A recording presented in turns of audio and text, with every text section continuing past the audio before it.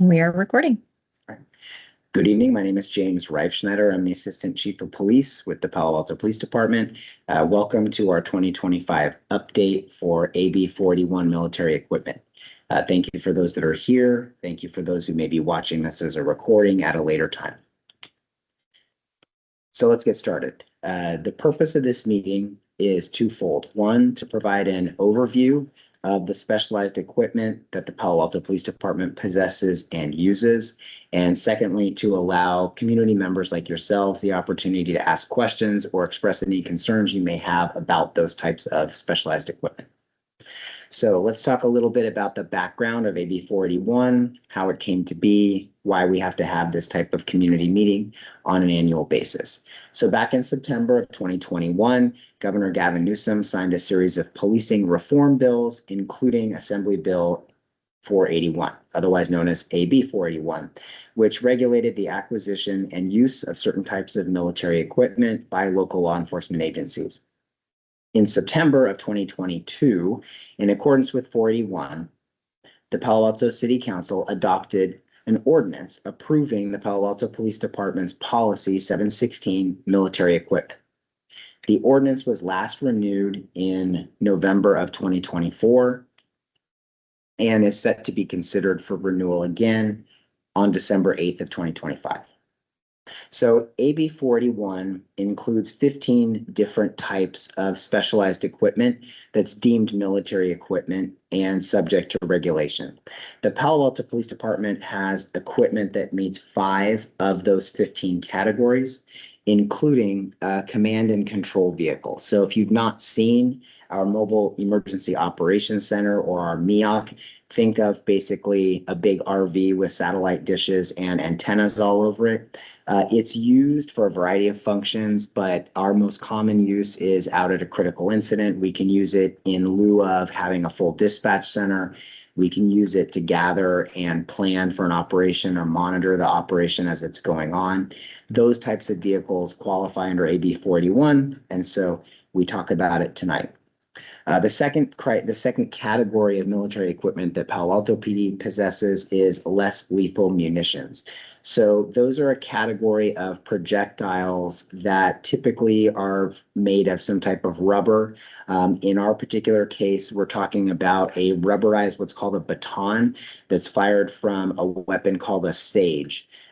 Basically, it's a rubberized device that's about the size of this clicker that can be fired at a subject to distract or cause momentary pain. Normally, we would use that in accordance with our policy with an armed subject or someone who's being violent. The idea is that it gives our officers an intermediate level of force that is less likely to result in death, but can be used against violent or dangerous people from a distance, allowing our officers not to have to go hands-on with somebody who has a knife, in particular, would be an example.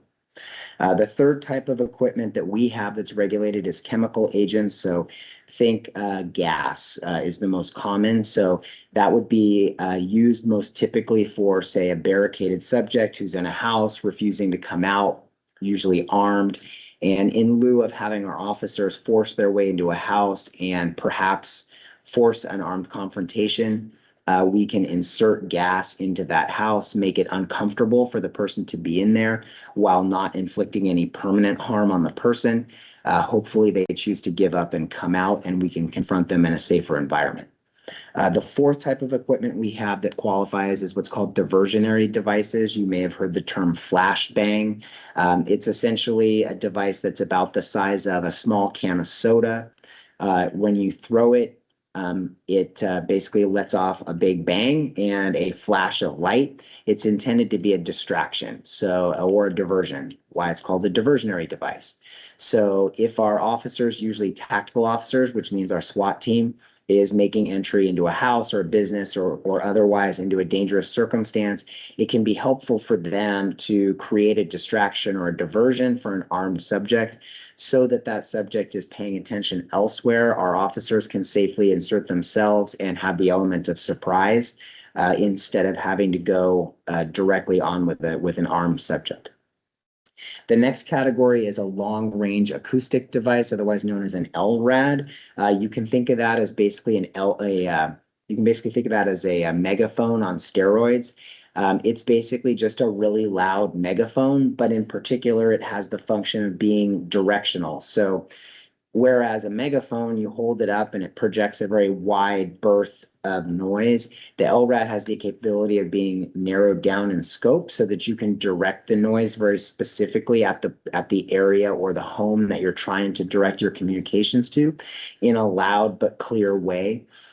Our most frequent use of that would either be in a hostage negotiation scenario where the only way we have to communicate is via a megaphone or from a distance.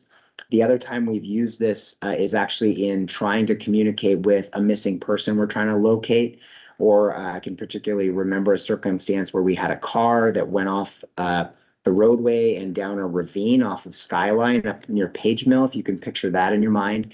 And we knew the vehicle was down there, but couldn't see it in the dark. And we were able to use the LRAD to at least one way communicate with the folks in the vehicle and instigate them to let us know where they were and help us find them. The last thing that we have that qualifies is we do possess a sniper rifle. It is what it sounds like. It's a rifle with a very specialized barrel and a very specialized scope that's assigned specifically to a marksman on our SWAT team. And it is used to provide a heightened degree of accuracy from distance in the event of a critical incident like a hostage situation. So that's the stuff we have. What does AB 41 actually require of us since we have those things and want to be able to use them? So AB 41 requires us to receive City Council approval on an initial basis for the use of qualifying equipment that we already had prior to 2021. So that has already happened. It requires us to publish an annual report, which documents our use of qualifying equipment during the preceding year, any complaints we received about the use of our equipment in the preceding year, any policy violations we found with the use of that equipment during the preceding year, and any expenditures that were made related to that equipment in the preceding year. That report has been published to the City Council already. It's already been posted to our dedicated webpage that's available for you to view, and it will be part of the packet that will go to the City Council on December 8th for their consideration. The other thing we're required to do on an annual basis is to host a community meeting just like this one, where folks have an opportunity to hear about what we have, if we've acquired anything new, if we anticipate acquiring anything new, and how much money is being spent or not toward maintenance or acquisition of qualifying equipment. So that's why we're here tonight. The last thing that's required on an annual basis is we have to get the City Council to approve the continued use of the equipment or any new purchases that anticipate being made in the coming year, and that's scheduled for December 8th. So, high-level overview of our 2025 annual report.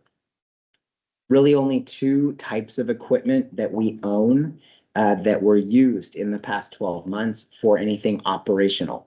So the MEOC, remember that's our RV with satellites. It was only used operationally 6 times, mostly for planned public events, like in support of large concert events on Stanford campus or in support of our Fire Watch program during the summer months.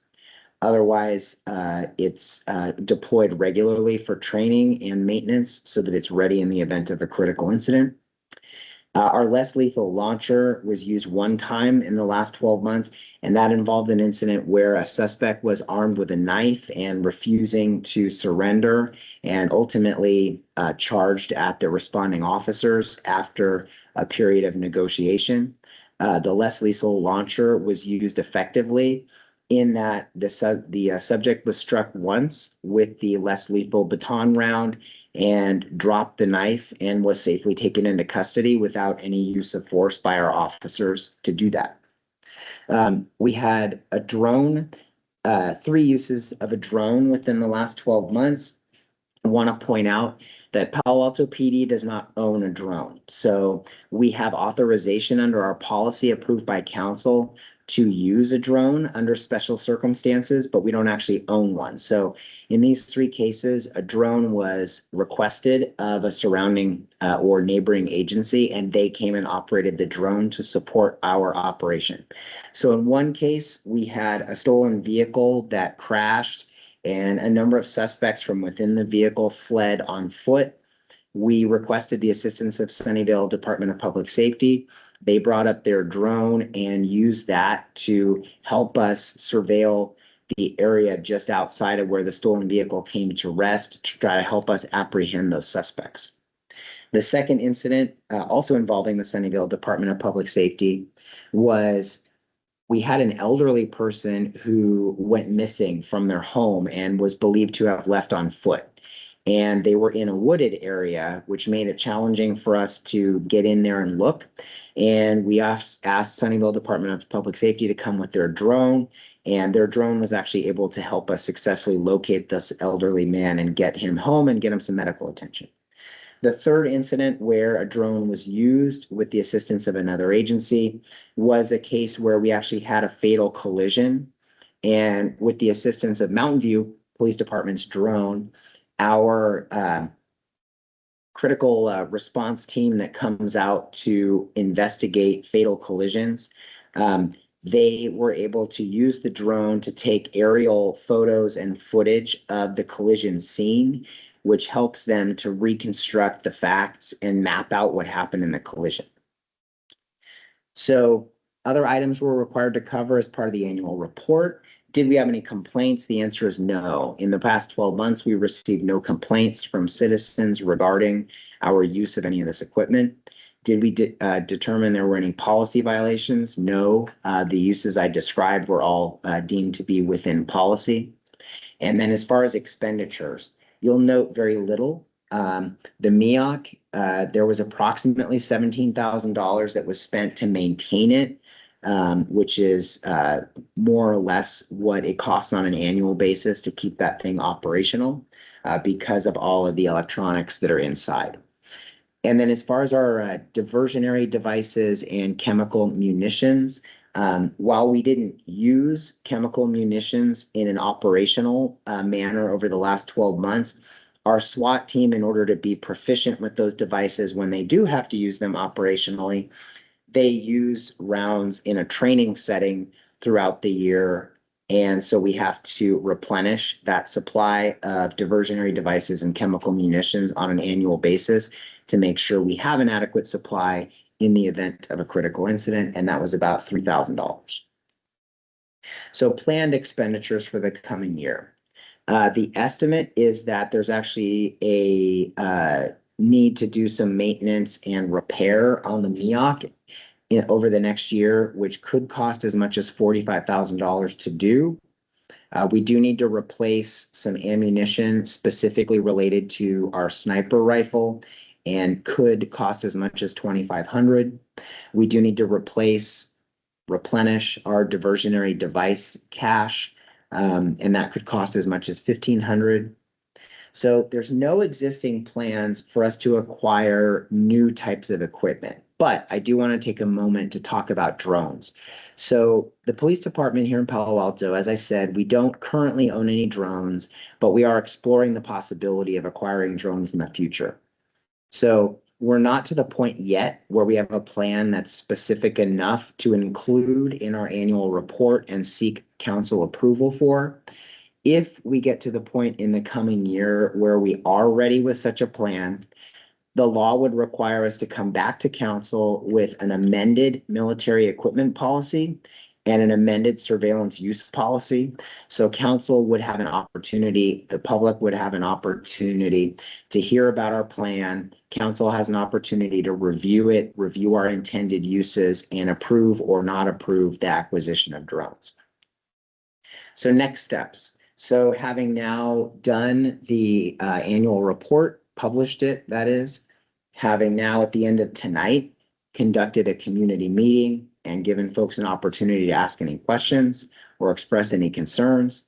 The next step and the only remaining step is for the city council to consider our annual report, review it, accept it, and then to reenact the existing ordinance and military use policy, which would allow us to continue using our existing equipment under the same existing rules and policy for the next 12 months. And that will be scheduled for the city council meeting on December 8th.